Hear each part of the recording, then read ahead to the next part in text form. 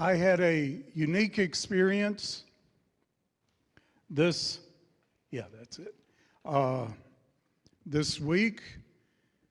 I shared with you, now we're talking just church family, okay?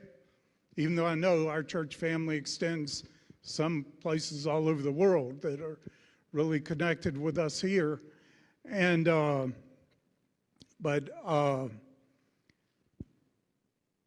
I shared with you about the experience I had during my bout with COVID, and then afterwards. It really was one of the best experiences I ever had because of the experiences I had with the Lord, the way He was with me in that whole thing. I had a 3-day experience this week that was way more intense.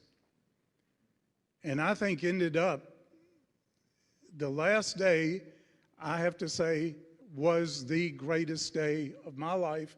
I don't know how it could ever be equaled. I don't know how it could ever be matched. It's like I've already hit the epitome. I've already hit, you can't go higher than this. I don't know what I have left to do. I think I do have some things left to do, but to me, I just don't know how anything could top that last experience I had. Well, a lot of things like that I don't share. They're personal with the Lord, and unless I'm supposed to. I felt like He showed me that I'm supposed to share this with you. Okay? By the way, the Heritage Brief is very timely. I'm just going to say you need to read this. And you'll know why at the end of this message. But I want to start, by telling you my incredible, wonderful experience was with 3 days of the greatest physical pain I've ever felt. By far, I don't remember anything. I had a knee replacement. They said that is the worst pain you could ever feel. I don't know how, do they have a pain meter or something I don't know how they get these ideas, but I had a knee replacement. And I told the doctors, I'm not taking any of that I'm not taking that pain medicine or anything because it was, very addictive and all. And they said, you will.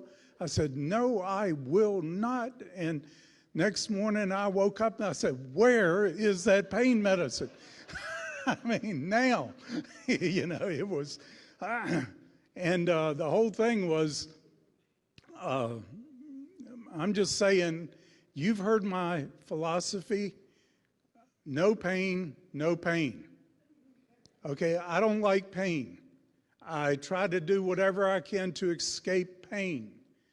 It says we can judge ourselves lest we be judged. We can fall on the rock and be broken, or it will fall on us and crush us into powder. So obviously the best thing, fall on the rock, be broken. So now that's going to be painful, but not as painful. So that's my point with pain. All of a sudden, I wake up Wednesday morning. I've never felt pain like that. This was over the top, worse than my knee replacement, anything. And it continued for 3 days. I don't know how, I don't know how you could go through torture for a day of this, and, I just don't know, but I did. But I survived because the Lord was so close, and He was coaching me and training me to deal with the pain as I dealt with it. And the way I dealt with it, I think, is one of the most important lessons we get right now, because as I've been faithful to share with you for a long time, the world is going through a lot of pain. The world has always gone through a lot of pain, but we're entering some of the most intense times that will ever be on the earth, okay? So anyway, the way I dealt with the pain was worship the Lord and thank the Lord. The more pain, the more I thank the Lord for it. Didn't say thank the Lord for all things. He calls all things to work together for good. Now, I can't say I always felt like it, but I just resolved, I am going to do this. I am going to do this. Now, this pain was training because the Lord was dealing with three major things in my own life. Things that I knew I had issues with. I had no idea they were as deep as they were. And I think through this experience, I saw them in their depths. They may be deeper, I don't know, but I don't see how. But the three things were impatience. How many of you know impatience is not a fruit of the Spirit? I've had a lot of impatience that I've let lead me and guide me. And when impatience is leading you, you're not going to end up where the Spirit wants you. Now, I'm not saying everything I've done or even most of what I've done has been that way, but too much has. Too much has, okay? Impetuousness, just thinking I know what to do and just doing it without even consulting the Lord. The other, John Bonnick, pastor of our 50 plus, has been in the hospital with COVID. And when he's really going in his real rough period, he sends me a word from the Lord. Guess what this encouraging word was? You are stubborn. I am serious. John sent me a word, said, the Lord gave me this for you. You're stubborn. The word stubborn. And I said, okay, I know that, and the third thing the Lord wanted to deal with me about was my stubbornness. Okay? Now, the intensity of this, he said, was because he could not trust me with the authority he wanted to trust me with to do the things he had called me to do without this level of severe discipline. And anyway, on the third day, when it was the worst, I think, I woke up. By the way, the Lord was so encouraging. I mean, he would tell me at 4 o'clock this afternoon, you're going to get some relief. And I could watch my watch, and at 4 o'clock, the relief came. I mean, it was just the next day, he said, at 12, at noon, you will get a breakthrough, and this will begin to subside. And boy, it was like right on 12 noon, breakthrough, and everything starts to turn. But I want to read something. You know what the Lord did during this time too? He kept having me read from my own books. And that was a rebuke too. It was like, Timothy, pay attention to your own teachings. I've read this, I've studied, you've heard me teach this. But anyway, I'm sitting there, and the third day, the pain was the worst. It's the morning of the third day, it just couldn't get any worse. I didn't know if I could read. Anyway, page 300 of this book, it's the Final Quest trilogy. Right at the end of The Call, which I had not read since I wrote it. And I've been reading these recently. I'm not just trying to promote my own books, but it's like I'd never read them before, and they were like the most powerful books I've ever read. And I wrote these things. And but anyway, in this, he took me to the place. He said, read this. It was where I saw the Father in this experience silence heaven to listen to this dry little country church worshiping. And there were only maybe 20 or so people in the church. They were all beat up. They were all going through terrible trials. But when they worshiped, it didn't sound too good. But the Father silenced heaven to listen to that little church. Because in the midst of all of their trials, and they were many, and they were terrible, It was like a church in the Depression or something, where they're just worrying about, where are we going to get food for tomorrow? How am I going to feed my family? It was that level of trial. They had blocked all of that out of their minds just to worship the Lord and thank the Lord. That touched God more than all the throngs of heaven worshiping him touched him. Because in heaven, when you're seeing his glory, you cannot help but to worship. I promise you, you see his glory, you're going to fall down and worship. He knows that. But when we're going through all of the stuff that we're going through and we still worship, it becomes a witness to principalities and powers that they are doomed. The truth will prevail over every lie.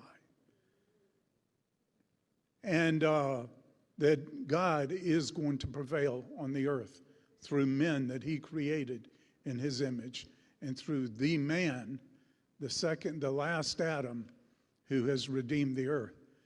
And but anyway, I am reading that, and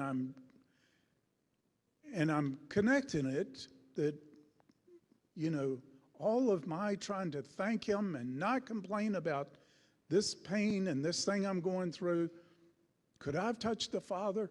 Immediately the heavens opened. And I saw the Father. I didn't see him front face on. I saw him from the side.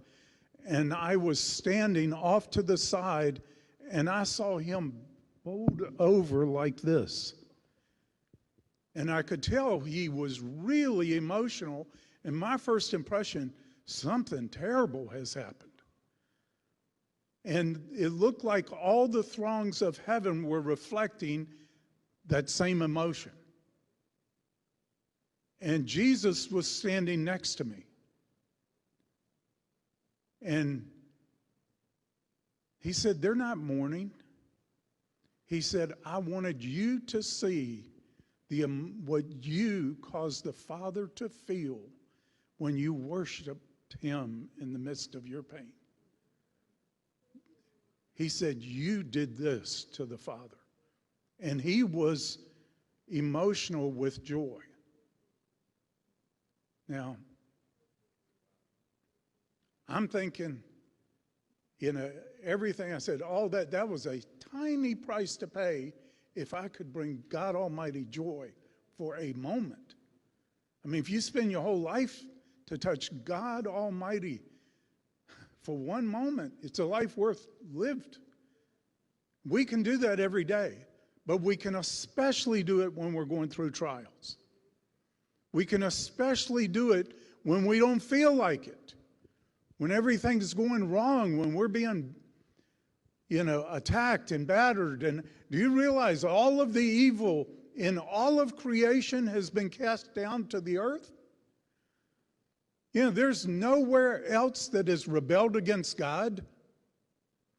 Theologians have considered that when Jesus said he was the good shepherd who left the 99 to go after the one that was lost, was that he left all of creation to go after the little tiny speck of dirt called the earth when we fell. He didn't leave us alone. He didn't just dismiss us and destroy us. He came to save us. He went after the one. But all of evil, all of the rebellion in the universe, and Satan and his throngs have been cast down here to the earth, and that's what we're facing every day. And our victory is to worship. Our victory is to thank him. Shared before how, even more so than pride, a lack of gratefulness is what caused the fall. Satan was not grateful for the position God had given him. He was ungrateful. It wasn't enough for him. Same true of Adam and Eve. It wasn't enough for them. Being ungrateful is the biggest open door to a fall. And being grateful, being thankful, and always being thankful. In all things, it says. In everything, give thanks is the most solid foundation we can walk on.